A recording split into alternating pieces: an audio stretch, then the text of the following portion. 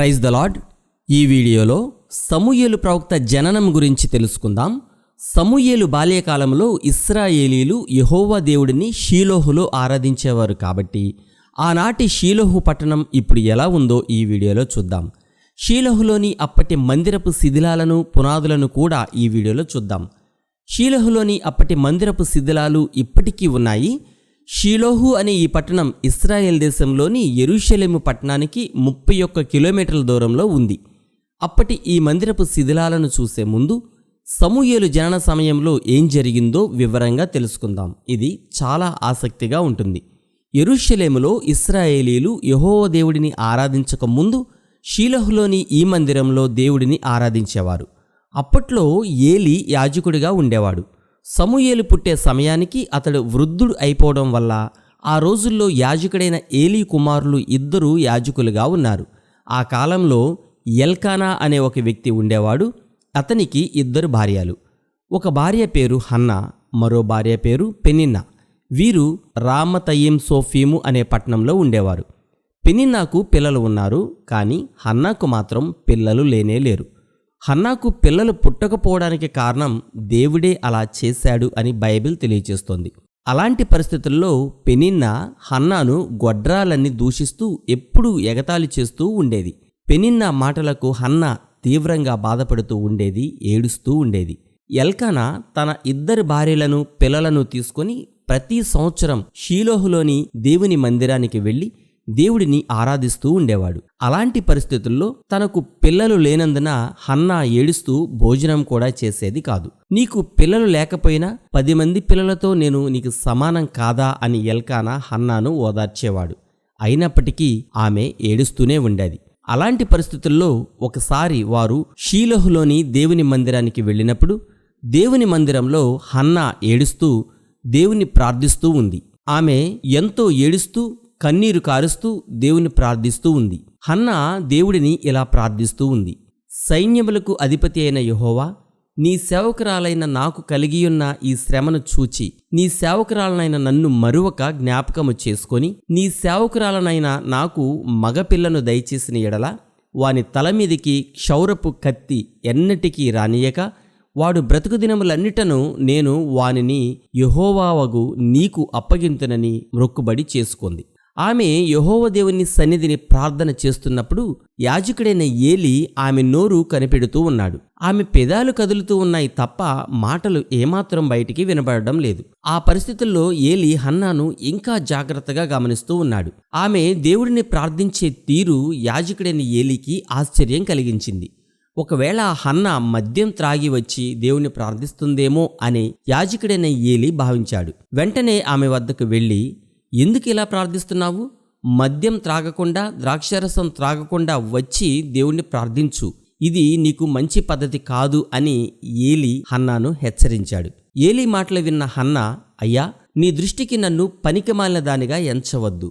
నా మనసులో ఉన్న భారాన్ని బట్టి నాకు ఉన్న దుఃఖాన్ని బట్టి నేను దేవుని ప్రార్థిస్తూ ఉన్నాను. నేను మద్యం గాని ద్రాక్షారసం గాని త్రాగలేదు. నా మనసులో తీవ్రమైన బాధ ఉంది కాబట్టి నా బాధను దేవుడికి చెప్పుకుంటున్నాను అని ఎంతో దుఃఖంతో ఏలీకి సమాధానం చెప్పింది. హన్నా దుఃఖంతో చెప్పిన ఆ మాటలు విన్న తర్వాత ఏలీ మనసు కరిగిపోయింది. నీవు క్షేమంగా నీ ఇంటికి వెళ్ళు. ఇశ్రాయేలు దేవుడితో నీవు చేసుకున్న మనవి ఆయన నీకు దయచేయునుగాక అని ఆమెతో అన్నాడు. ఆ తర్వాత హన్నా తన ఇంటికి వెళ్ళి ఆ రోజు నుండి దుఃఖపడడం మానేసింది. ఎందుకంటే దేవుడు తన మనవిని ఆలకించి తప్పకుండా తన కోరిక తీరుస్తాడని ఆవిడ బలంగా నమ్మింది. కాబట్టి ఆ రోజు నుండి ఆమె ప్రతిరోజు భోజనం చేస్తూ సంతోషంగా ఉండడం మొదలుపెట్టింది. దేవుడు ఆమె ప్రార్థన ఆలకించాడు. ఆమె గర్భం ధరించింది. బహుశా ఆ సమయంలో ఆమె ముందుగానే తన భర్తతో ఇలా చెప్పి ఉంటుంది, నేను దేవుడిని అడిగాను, ఆయన తప్పకుండా మనకు మగబిడ్డను ఇస్తాడు. నేను నా మొక్కుబడిని తప్పక తీర్చుకుంటాను అని చెప్పి ఉంటుంది. ఆమె దేవుడికి మొక్కుకున్న తర్వాతే ఆమెకు గర్భం రావడం నిజంగా ఆశ్చర్యం. అది దేవుడు చేసిన అద్భుతం. ఆమె గర్భంతో ఉన్నప్పుడు బిడ్డ పుట్టకముందే పుట్టబోయేది ఖచ్చితంగా మగబిడ్డే అని ఆమె ఎంతో విశ్వాసంతో చెప్పడం ఇంకా ఆశ్చర్యం కదా. ఇంతలో నెలలు నిండాయి. ఆమె మగబిడ్డను ప్రసవించింది.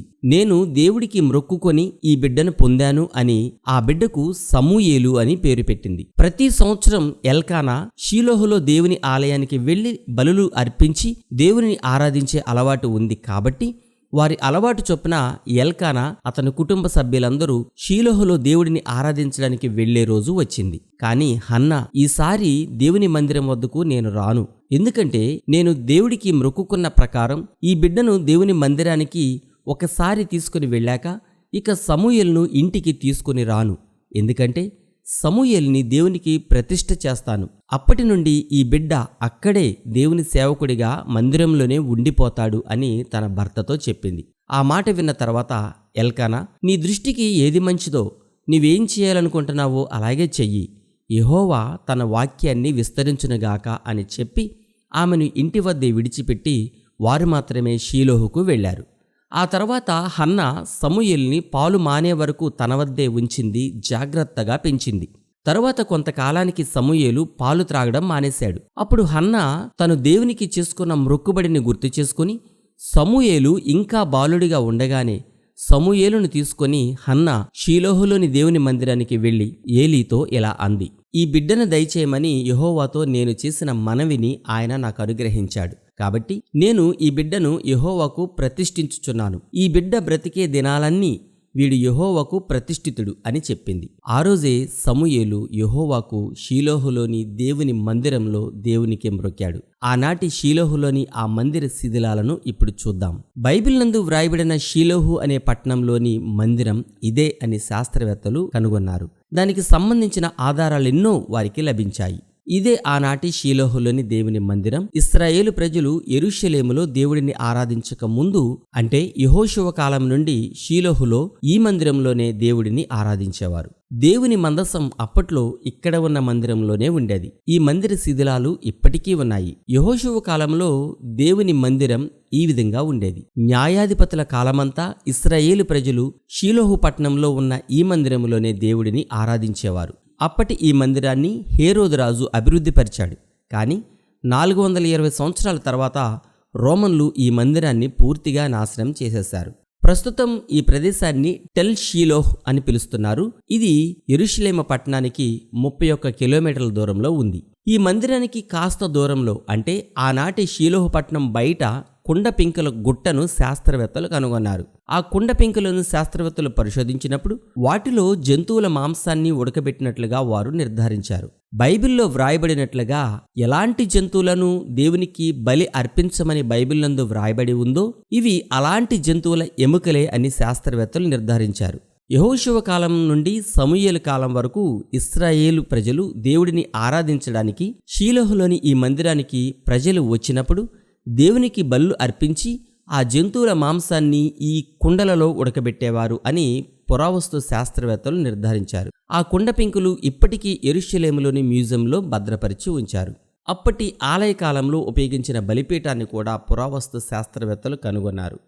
యెహోషువ కాలంలో షీలోహు మత కేంద్రంగా ఉండేదని ఆధారాలు సూచిస్తున్నాయి. ఇశ్రాయేలీలకు మొదట్లో షీలోహు రాజధానిగా ఉండేది అని శాస్త్రవేత్తలు కనుగొన్నారు. ఇక్కడ జరిపిన త్రవ్వకాలలో ఆనాటి రాతి కూజాలను, కొన్ని రాతి పనిముట్లను కూడా శాస్త్రవేత్తలు త్రవ్వకాలలో కనుగొన్నారు. బైబిల్లో వ్రాయబడిన ప్రతి విషయం యథార్థమని శాస్త్రవేత్తలు నిర్ధారించారు, ఒప్పుకున్నారు. బైబిల్లో వ్రాయబడిన అనేక సంఘటనలకు ఆధారాల కోసం ఇంకా అనేక చోట్ల త్రవ్వకాలు జరుపుతూనే ఉన్నారు. అప్పట్లో షీలోహులో మందిరం ఇదే ప్రదేశంలో ఉండేది. ఇప్పుడు మనం తెలుసుకున్న ఈ చరిత్ర గురించి సమూయేలు గ్రంథంలో 1వ అధ్యాయంలో వ్రాయబడి ఉంది. ప్రియమైన సహోదరి సహోదరులారా, బైబిల్లో వ్రాయబడిన ప్రతి విషయం యథార్థమైనదని చరిత్ర రుజువు చేస్తోంది. కాబట్టి ఈ వీడియోలు చూస్తున్న మనం మనలోని విశ్వాసాన్ని ఇంకా బలంగా పెంచుకొని నిత్యము దేవుడిని ఆరాధిస్తూ ఆయన దీవెనలు పొందాలని మేము కోరుకుంటున్నాం.